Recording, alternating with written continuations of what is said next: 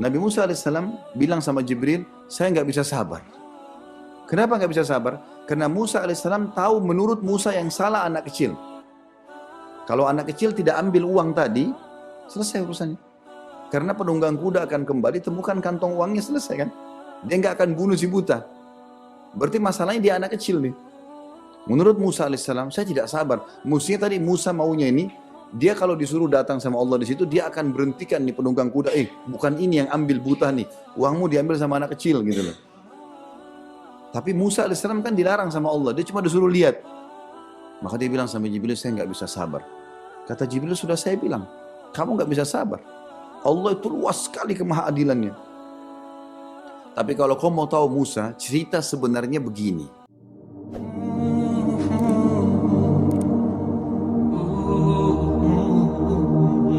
Saya mau tahu keadilannya Allah. Saya mau tahu bagaimana Allah itu mengatur hamba-hambanya dengan adil nih. Kata Jibril alaihissalam, kau tidak bisa sabar hai Musa. Kata Musa, saya coba sabar. Baik, Jibril lapor kepada Allah, Allah izinkan. Suruh Musa datang ke sebuah sungai. Itu saja. Datang sungai, cuman melihat. Nggak usah bicara apa-apa, nggak menghakimi apa, cuman lihat. Saksikan saja. Musa alaihissalam pergi ke situ. Dari jauh dia lihat di sebuah sungai, ada satu orang dari kejauhan datang naik kuda. Rupanya orang ini haus, dia berhenti di sungai itu, lalu dia turun dari kuda, lalu dia minum air. Rupanya di kantong, di pinggang sebelah kanan orang ini dan sebelah kiri ada kantong-kantong uang yang dia sudah bungkus, kemudian jatuh waktu dia habis minum. Dia nggak sadar, dia naik ke atas kuda, dia pergi. Dia nggak sadar kalau uangnya jatuh. Ini orang yang pertama. Orang yang kedua datang, ada anak kecil, belum balik. Entah dari mana datang ke sungai itu minum air. Selesai minum air, dia lihat di situ rupanya ada kantong uang. Diambil sama dia, langsung dia pergi. Ini orang yang kedua. Orang yang ketiga, nggak lama kemudian sudah selesai semuanya tadi, yang naik kuda sudah pergi, anak kecil sudah ambil uang. Ada orang buta datang pakai tongkat lewat sungai itu. Dia dengar gemericik air, dia haus, dia mampir, dia minum. Rupanya pada saat si buta minum ini, orang yang naik kuda tadi kembali.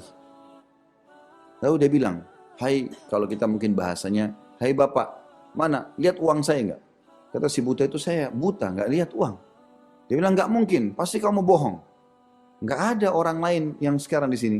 Dan saya tadi sebelum waktu turun dari kuda minum air di sini, uang saya masih ada. Sekarang tidak ada, berarti kamu yang ambil. Enggak, saya enggak ambil. Ributlah dua orang ini. Gara-gara ribut, si penunggang kuda menghenuskan pedang membunuh si buta. Sekarang teman-teman, menurut kita siapa kira-kira yang salah nih? Penunggang kuda kah? Anak kecil kah? Atau orang buta kah? Nabi Musa alaihissalam mungkin berpikir seperti kita. Nabi Musa alaihissalam bilang sama Jibril, saya nggak bisa sabar. Kenapa nggak bisa sabar? Karena Musa alaihissalam tahu menurut Musa yang salah anak kecil. Kalau anak kecil tidak ambil uang tadi, selesai urusannya. Karena penunggang kuda akan kembali temukan kantong uangnya, selesai kan? Dia nggak akan bunuh si buta.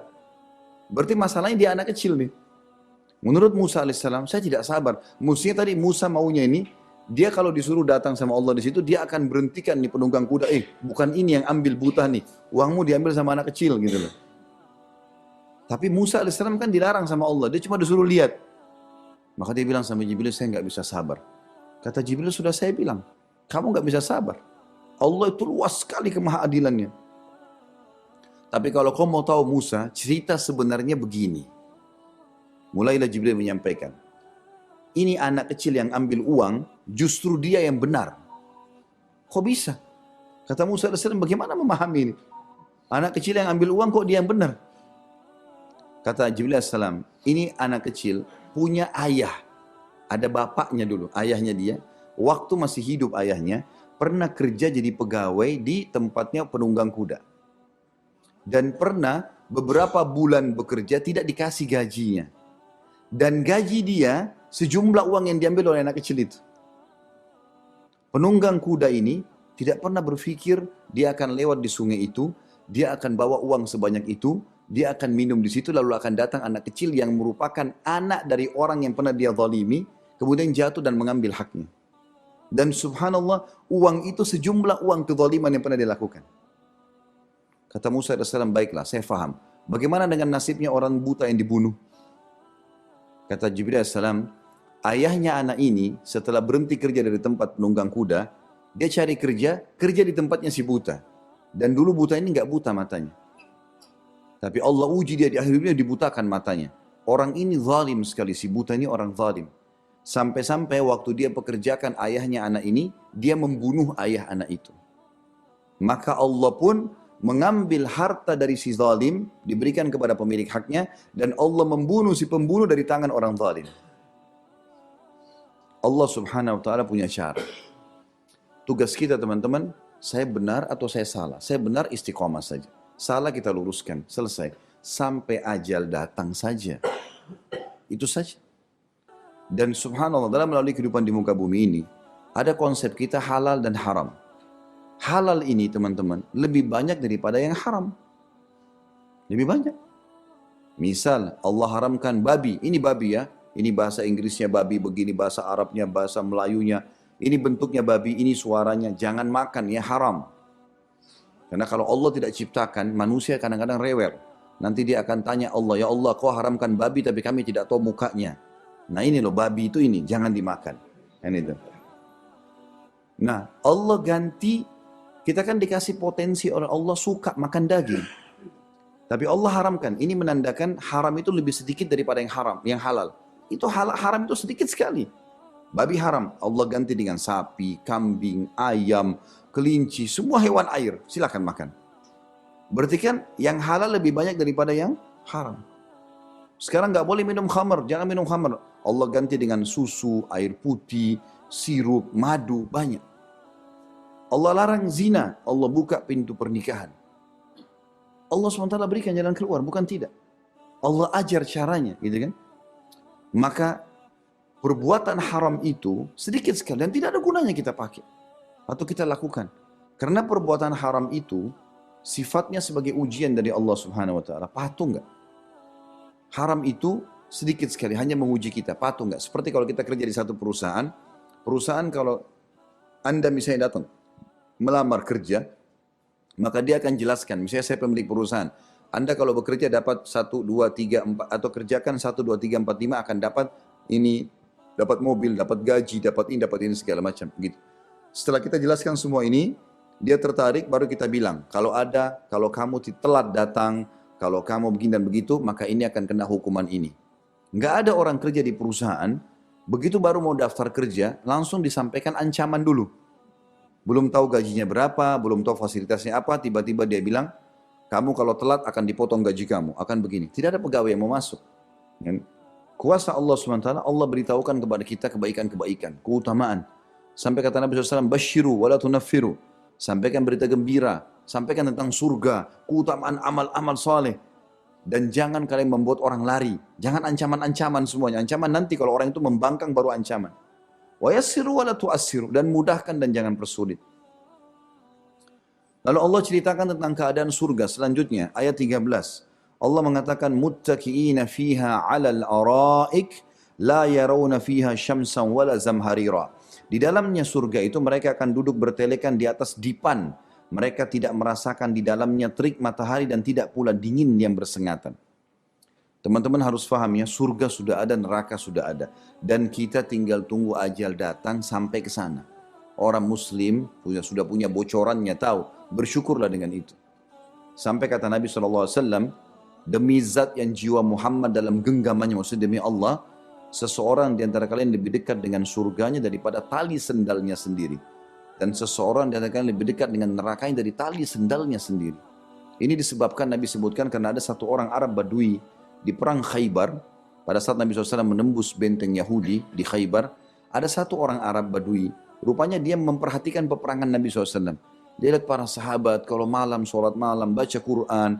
Pagi mereka berebut untuk membuatkan masakan teman-teman mujahidnya yang sedang luka diobati. Kebaikan semuanya. Dia tertarik. Berhari-hari dia lihat dari jauh, tertarik. Dia datang kepada sahabat Nabi. Kalian ini siapa? Dari mana? Apa agama kalian ini? Maka dijelaskanlah kami muslim begini. Tertarik orang ini, mau masuk Islam. Maka dia pun berkata, saya mau masuk Islam. Kata para sahabat, di depan sana ada Rasulullah, utusan Allah sallallahu alaihi wasallam. Datang masuk Islam di tangan dia. Maka orang ini datang lalu berkata, ya Rasulullah, saya dari Arab Badui ingin masuk Islam. Kata Nabi SAW, baik ucapkan. Asyhadu an la ilaha illallah wahdahu la syarika lah. Wa asyhadu anna Muhammadan abduhu wa rasuluh. Syahadat. Orang itu syahadat. Nabi SAW waktu itu kebetulan baru menembus satu benteng namanya benteng Naim. Tembus, ada harta rampasan perang. Ghanimah lagi dibagi-bagi. Kata Nabi SAW kepada sahabat yang bagi-bagi, kasih juga orang ini. Karena orang ini masuk Islam pas pembagian harta. Orang itu bilang apa? Ya Rasulullah, sebentar. Saya masuk Islam bukan untuk harta. Bukan karena ini. Saya ini masuk Islam tadi gara-gara saya dengar sahabat-sahabat Anda cerita jauh-jauh dari Madinah keluar untuk cari pahala, untuk dibunuh oleh musuh, masuk surga. Mereka gambarkan kepada saya surga.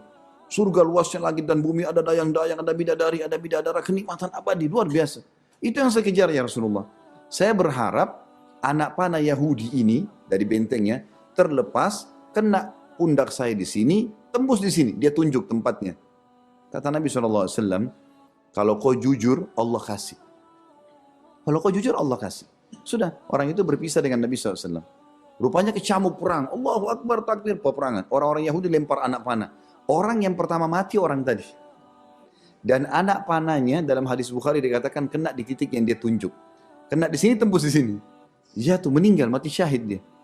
Nabi SAW waktu lihat jenazahnya sambil kaget mengatakan, huwa, ini orang yang tadi ini?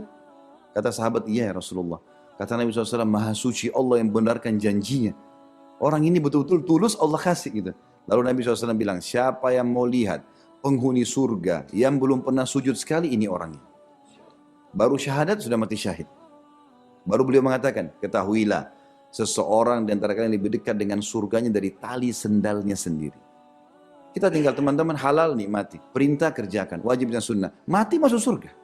Sederhana sekali. Itu saja konsepnya. Antum sudah paham? Istiqomah saja. Selesai.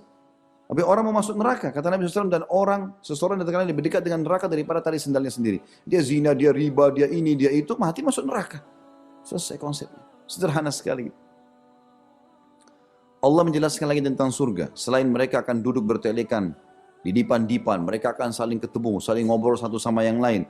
Allah mengatakan di ayat 14, wadaniyatan alaihim dhilaluha wa dhullilat qutufuha tadlila. Dan naungan pohon-pohon surga itu dekat di atas mereka dan buahnya dimudahkan memetiknya semudah-mudahnya. Ya, kata para ulama tafsir, kalau orang ahli surga berdiri, buah itu mendekat ke tangannya sehingga mudah dia jangkau. Kalau dia duduk mendekat lagi, kalau dia baring mendekat lagi. Jadi tidak perlu dia ulurkan tangannya. Dan setiap kali buah surga dipetik keluar buah baru dengan kualitas yang sama. Kita tahu di muka bumi ini kalau kita petik buah mangga, tunggu 1 tahun lagi baru berbuah. Di surga tidak begitu, dipetik keluar selalu. Kenikmatan abadi. Sesuatu yang luar biasa dan Allah suruh kita itu. Kejar surga. Dunia kau lewatin saja. Targetnya di sana. Kita mampir di sini dunia untuk meninggikan derajat kita di surga. Seperti sekarang kita sedang ikut training, pelatihan, nanti kita praktekin untuk dapat yang terbaik supaya perangkat ya, tingkat kita di kantor tuh naik jabatannya.